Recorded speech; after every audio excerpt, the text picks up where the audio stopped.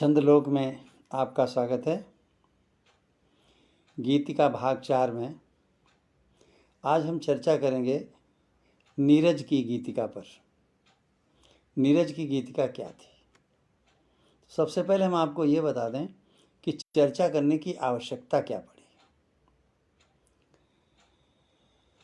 माँ शारदा की प्रेरणा और मित्रों के सहयोग से लगभग 2014 से गीतिका पर मैंने कार्य प्रारंभ किया। एक नई विधा को स्थापित करने का प्रयास किया और उसका नाम हमने गीतिका रखा। इस विधा की रूपरेखा जो है मोटे तौर से गज़ल से मिलती है, इसमें दो राय नहीं है। लेकिन इसमें दो लक्षण ऐसे हमने निर्धारित किए जिसके आधार पर यह अपनी पहचान रखती है। और वो दो लक्षण क्या हैं? हिंदी भाषा व्याकरण, जिसमें हिंदी भाषा के संस्कार और हिंदी व्याकरण की अनिवार्यता है। और दूसरा लक्षण रखा कि लय का आधार हिंदी छंद होंगे। गीतिका की पंक्तियाँ लयात्मक होंगी और उनकी लय हिंदी छंदों पर आधारित होगी। तो हिंदी छंदों पर आधारित लयात्मकता और हिंदी भाषा व्याकरण की अनिवार्यता, इन दो लक्षणों के कारण गीतिका एक स्वतंत्र विधा के रूप में स्थापित होने लगी। 2014 से कार्य होने लगा। मैंने गीतिका के समस्त लक्षणों के साथ इन दो विशिष्ट लक्षणों का उल्लेख किया। गीतिका को परिभाषित भी किया। गीतिका पर एक लक्षण ग्रंथ गीतिका दर्पण नाम से लिखा। बाद में कुछ और भी रचनाएं ऐसी मेरे द्वारा हुई जिसमें गीतिका के विषय में विस्तार से चर्चा की गई। और एक उसके संक्षेप में हमने गीतिका बोधिनी नाम की पुस्तक प्रकाशित की, जिससे कम समय में आदमी गीतिका को समझ सके। गीतिका दर्पण विस्तृत लक्षण ग्रंथ है गीतिका विधा का। और इससे पहले जो गीतिका लोक संकलन निकला था एक हमारे संपादन में, उसकी भूमिका लगभग 100 पृष्ठों की थी। और उन 100 पृष्ठों में मैंने गीतिका के सारे लक्षण लगभग रख दिए थे। उसमें ऐसा लगा कि जिसको गीतिका के लक्षण पढ़ने हो उसे ये पूरे संकलन को पढ़ना पड़ता है या खरीदना पड़ता है या रखना पड़ता है। तो उन लक्षणों को अलग एक पुस्तक के रूप में प्रस्तुत करने के लिए गीतिका दर्पण बनी। फिर उसका छोटा रूप देने के लिए गीतिका बोधिनी बनी। और फिर आगे बहुत सी जगह पर गीतिका के विषय में चर्चा है। छंद विज्ञान पुस्तक में भी गीतिका विधा के बारे में चर्चा है। इसी बीच में लोगों ने प्रश्न उठाया कि गीतिका विधा तो पहले ही निर्धारित हो चुकी है, स्थापित हो चुकी है, और उसके जनक आदरणीय पद्मश्री और पद्मभूषण श्रद्धेय गोपाल दास नीरज जी हैं। तो इसका लेकर के मैंने काफ़ी छानबीन की। यदि ऐसा हो तो उसमें नया कुछ करने की कोई आवश्यकता नहीं है। छानबीन करने पे मैंने पाया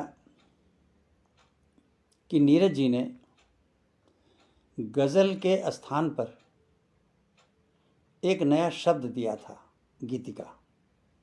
इसके अतिरिक्त न उन्होंने कोई गीतिका के लक्षण बताए, न गीतिका की कोई परिभाषा बताई, न गीतिका के बारे में कुछ ऐसा बताया कि वो स्वतंत्र विधा के रूप में अपना स्थान ले सके। तब भी मन में रहा कि हो सकता कहीं कुछ उन्होंने लिखा हो, कहीं कुछ ऐसा हुआ हो, या न कुछ लिखा हो न कुछ कहा हो, लेकिन अपनी रचनाओं के द्वारा ऐसी गीतिकाएं प्रस्तुत की हों जो अपनी अलग पहचान रखती हों और गज़ल से भिन्न हों। तो इस पर जब मैंने खोज की तो सबसे पहले हमारा ध्यान उनकी गज़लों की ओर गया कि देखें वो गज़लें कैसी हैं जिनको उन्होंने गीतिका कहा है। इसी बीच में कहीं से हमको सुनने को भी मिला कि नीरज जी की गज़लें बहर से भटक जाती थीं, तो उससे बचने के लिए उन्होंने उसका नाम गीतिका रख दिया था और वो किसी विवाद में न पड़ के कह देते थे कि ये मेरी गज़ल है ही नहीं, ये तो गीतिका है, इसलिए आप गज़ल के नियम इस पर लागू मत करें। मैंने कहा हो सकता है ये बात ऐसे ही उछल के आ गई हो, बहुत सी बातें उछल भी जाती हैं, चूँकि हमारे मन की है तो हम जल्दी स्वीकार कर लेंगे। तो हमने कहा ये उचित नहीं है, इसकी भी छानबीन करनी चाहिए। तो मित्रों, इसकी जो मैंने छानबीन की है उससे आपको पता चलेगा कि नीरज की गीतिका क्या थी और जो मैंने गीतिका को एक गीतिका विधा के रूप में स्थापित किया है वो क्या है, दोनों में क्या अंतर है। तो जो गीतिका विधा के रूप में मैंने स्थापित किया उसको यहाँ बताने की आवश्यकता नहीं है, उसके बारे में जितना अभी हमने बता दिया उतना काफ़ी है, वो हमारा आज का विषय नहीं है। हम देखते हैं नीरज जी की गीतिका क्या है। तो नीरज जी का जो गीतिका यानी है तो नाम गीतिका संग्रह और वास्तव में गज़ल संग्रह है, प्रकाशित हुआ था नीरज की गीतिकाएं नाम से। नीरज की गीतिकाएं इस संग्रह की भूमिका में श्रद्धेय नीरज जी ने स्वयं लिखा है, वो मैं आपको पढ़ के सुना रहा हूँ। पहले तो उन्होंने लिखा कि हिंदी भाषा के पास गज़ल का कोई पर्यायवाची शब्द नहीं है, तो इसकी मतलब आवश्यकता पर बल दिया उन्होंने। फिर वो कहते हैं आगे अपने संग्रह की बात करते हुए कि मेरे इस संकलन में ऐसी काफ़ी गज़लें हैं जो उर्दू गज़ल के छंद विधान पर सही उतरती हैं। मेरे इस संकलन में ऐसी काफ़ी गज़लें हैं, सब नहीं हैं, ऐसी काफ़ी गज़लें हैं जो उर्दू गज़ल के छंद विधान पर सही उतरती हैं, मगर साथ ही कुछ ऐसी गज़लें हैं जो गीत के छंद विधान के अधिक निकट हैं। ये वो गज़लें हैं जो बहर से भटकी हुई। तो इसके लिए उन्होंने कहा कि मगर साथ ही कुछ ऐसी गज़लें हैं जो गीत के छंद विधान के अधिक निकट। ये स्वयं उन्होंने लिखा। आगे क्या लिखा है, ये शुद्ध रूप में न तो गीत ही हैं न गज़ल ही, बल्कि दोनों की मिली जुली संगत है, इसलिए मैंने उन्हें गीतिका कहा है। और आगे उन्होंने 4 शब्द दिए हैं कि गज़ल के लिए गीतिका, शेर के लिए द्विपदी और मतला के लिए आरंभिका और मक्ता के लिए अंतिका। और ये शब्द देते हुए उन्होंने कहा है कि ये 4 शब्द मैंने हिसाब से गढ़े हैं। मुझे लगता है यहाँ पर एक शब्द किताब में छापे में छूट गया है। ये 4 शब्द मैंने अपने हिसाब से गढ़े हैं, ऐसा होना चाहिए। और बहुत संभव है कि आगामी वर्षों में हिंदी गज़ल के क्षेत्र में इन शब्दों का प्रयोग होने लगे। ये श्रद्धेय नीरज जी के ही शब्दों में है कि उन्होंने कोई विधा की स्थापना नहीं की, किसी विधा को प्रवर्तित नहीं किया, किसी विधा को परिभाषित नहीं किया, उसके स्वरूप लक्षण का निर्धारण नहीं किया, बल्कि गज़ल के लिए ही एक नया शब्द गीतिका रखा। कारण स्पष्ट किया कि उनकी कुछ गीतिकाएं गज़ल की बहर पर सटीक उतरती थीं और कुछ नहीं उतरती थीं, तो वो गीत के छंद विधान के निकट थीं। तो इसलिए उन्होंने स्पष्ट लिखा कि ये शुद्ध रूप में न तो गीत ही है न गज़ल ही। ये उन्हीं के शब्द हैं कि ये शुद्ध रूप में न तो गीत ही हैं न गज़ल ही, बल्कि दोनों की मिली-जुली संगत है। ये उन्होंने स्पष्ट रूप से कहा। तो मुझे जब ये पढ़ने को मिला तो स्पष्ट हो गया कि नीरज जी ने कहीं भी कोई ऐसी विधा की स्थापना नहीं की, बस एक शब्द दिया है और निश्चित रूप से विवाद से बचने के लिए उन्होंने दिया है। और बहुत बड़ा दिल था नीरज जी का कि वो बनावटी बातों में नहीं पड़ते थे। बिल्कुल स्पष्ट रूप से उन्होंने कह दिया कि ये शुद्ध रूप में न तो गीत ही हैं न गज़ल ही हैं, बल्कि दोनों की मिली-जुली संगत है। और ये भी कह दिया इसलिए मैंने उन्हें गीतिका कहा है। तो ऐसा बड़े हृदय का व्यक्ति बहुत कम मिलता है जो अपनी वस्तु स्थिति को खुल करके कह दे, कुछ भी न छिपाए। और यही नीरज जी की पहचान थी, इसी के लिए वो लोगों के हृदय पर राज करते हैं। अगर कहीं पे हम मान लें, जैसा कि कुछ लोग कहते हैं कि उन्होंने गज़ल के लिए गीतिका का नाम दिया और दूसरे कहते हैं कि उन्होंने गज़ल को हिंदी रूप देने के लिए गीत का नाम दिया।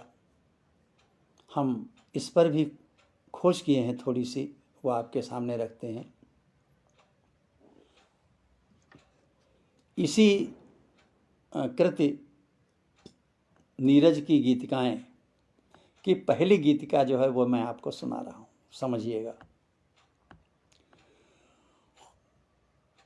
खुशबू सी आ रही है इधर जाफरान की, बहुत प्रसिद्ध है उनकी ये गीतिका या गज़ल। इसकी बहर है मफ़ऊल फ़ाइलात मुफ़ाइल फ़ाइलुन, खुशबू सी आ रही है इधर जाफरान की, मफ़ऊल फ़ाइलात मुफ़ाइल फ़ाइलुन। इसमें जो दूसरा रुकन है वो है फ़ाइलात। खुशबू सी आ रही है, गाल गाल, आ रही है गाल गाल, फ़ाइलातु। ये रुकन है फ़ाइलात। खुशबू सी आ रही है इधर जाफरान की। फिर मिसरा सानी वो कहते हैं, खिड़की खुली है गालिबन उनके मकान की, खिड़की ली है गाली, फ़ाइलात हो गया। बन उनके नहीं होता है, वो मिला के पढ़ा जाता है। बन उनके मकान की उर्दू में ऐसे पढ़ा जाता है। ये पूरी बहर में है दोनों पंक्तियाँ, यानी दोनों मिसरे बहर में है। इसके बाद का शेर है, आए हुए परिंदे ज़रा उड़ के देख तो आ जाएगी ज़मीन पे छत आसमान की। इसके भी दोनों मिसरे बहर में है। अब तीसरा शेर मैं पढ़ रहा हूँ। एक बार बहर को याद कर लीजिए। अरकान क्या है? मफ़ऊल फ़ाइलात मुफ़ाइल फ़ाइलुन, मफ़ऊल फ़ाइलात, दूसरा रुकन है फ़ाइलात। अब ये अगला शेर देखें,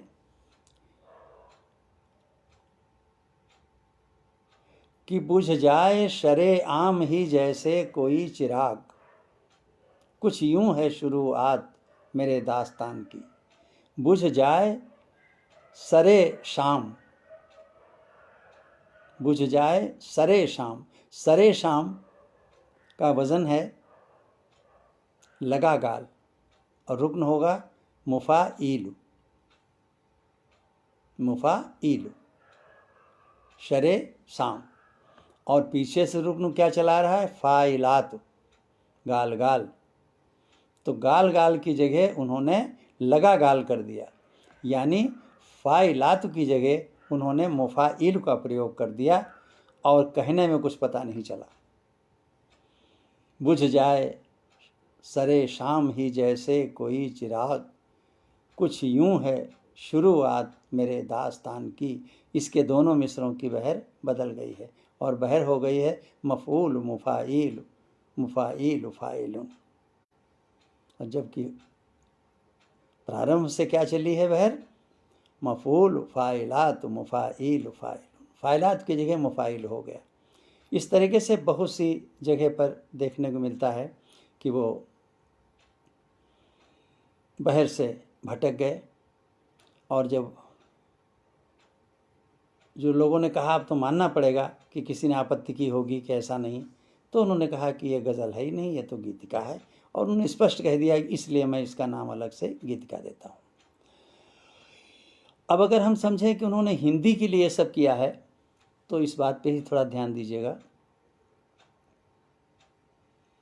एक कमी और बता दें कि वो तुकांत यानी जो रदीफ़ काफ़िया है उसको मिलाने में भी बहुत गंभीर नहीं रहते थे।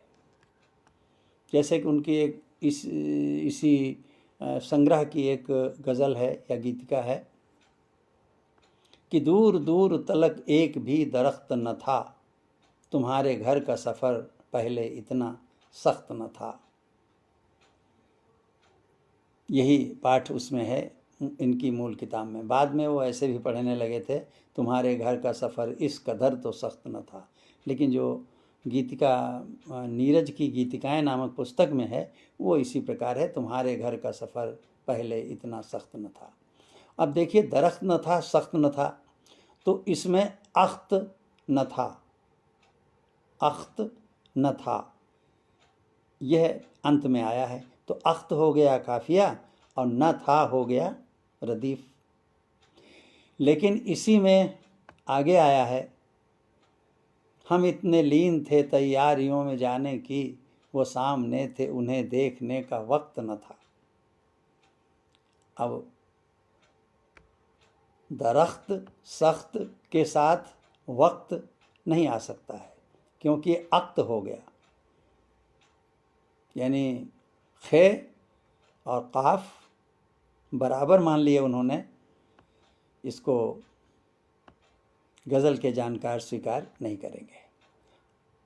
ऐसे ही और भी आगे लिखी थी जिस पे विधाता ने दास्तां सुख की, मेरी किताब में वो पेज ही पैबस्त न था। अब ये अख्त यानी क्या कहते हैं, सख्त और दरख्त के साथ में पैबस्त आ ही नहीं सकता। फिर आगे रक्त है, वक्त है, ये सब हैं। तो इस तरीके से गज़ल में दोनों विचलन थे, बहर से भी वे कहीं कहीं भटक जाते थे और कहीं कहीं वो उनके रदीफ़ काफ़िया भी अपने नियम से भटक जाते थे। अब बात हिंदी की करें तो हिंदी व्याकरण ही हिंदी की पहचान होती है, उर्दू व्याकरण ही उर्दू की पहचान होती है। संस्कारों की बात तो छोड़ दीजिए, वो सूक्ष्म बात है, लेकिन ये बिल्कुल स्थूल बात है कि अगर आप हिंदी भाषा प्रयोग करते हैं तो व्याकरण हिंदी का ही होगा, शब्द कहीं के आएँ।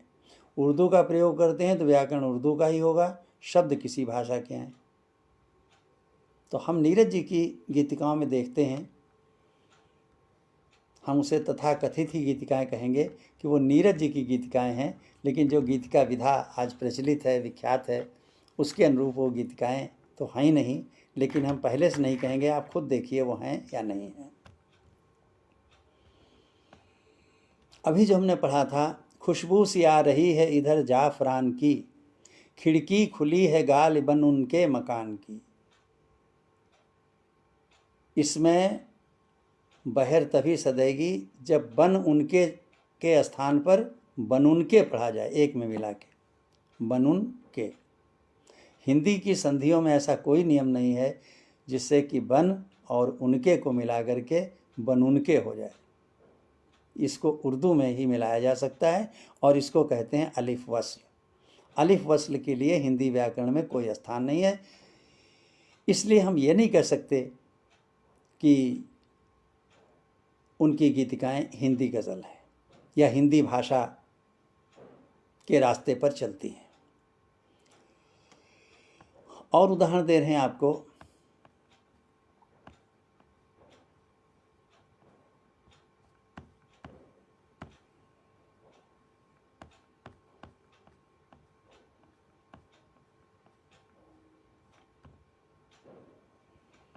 शराब करके पिया उसने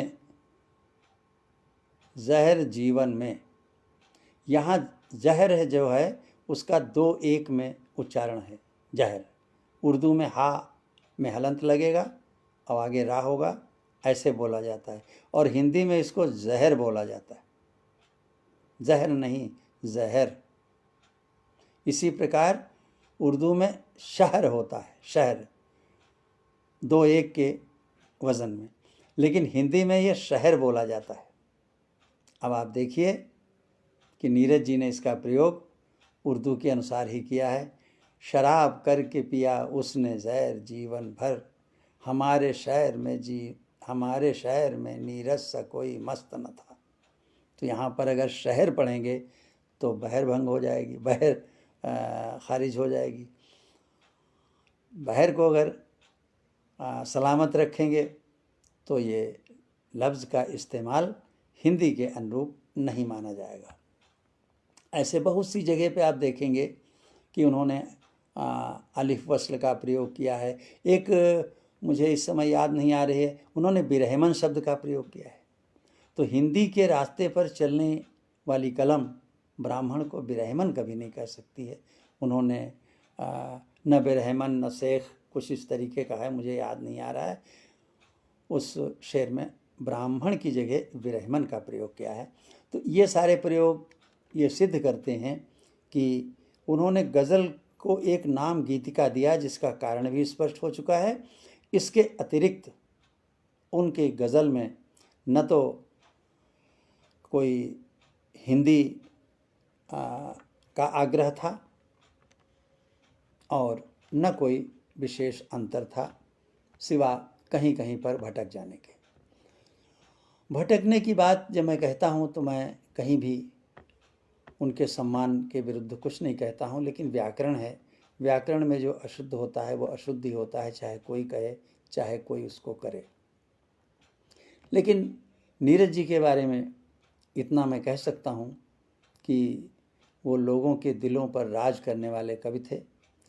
दिल की भाषा में दिल की बात कहते थे और दिलों में उतार देते थे। इस प्रक्रिया में व्याकरण को वो बीच में आने नहीं देते थे, ये उनकी ख़ास बात थी। और यही वजह है कि वो गलियों से लेकर के फिल्म इंडस्ट्री तक और आज के साहित्य तक राज कर रहे हैं। लेकिन ये स्पष्ट हो गया कि नीरज की गीतिका कोई विधा नहीं है। उन्होंने केवल गज़ल को गीतिका नाम दिया क्योंकि उनकी सभी गज़लें बहर पर खरी नहीं उतरती थीं, कुछ फिसल जाती थीं, तो कहते थे उसके लिए कि वो गीत के निकट पहुंच जाती हैं। तो इसलिए मैं इसको नया नाम गीतिका दे रहा हूँ। आज की बात यहीं तक। आप सबका बहुत बहुत धन्यवाद।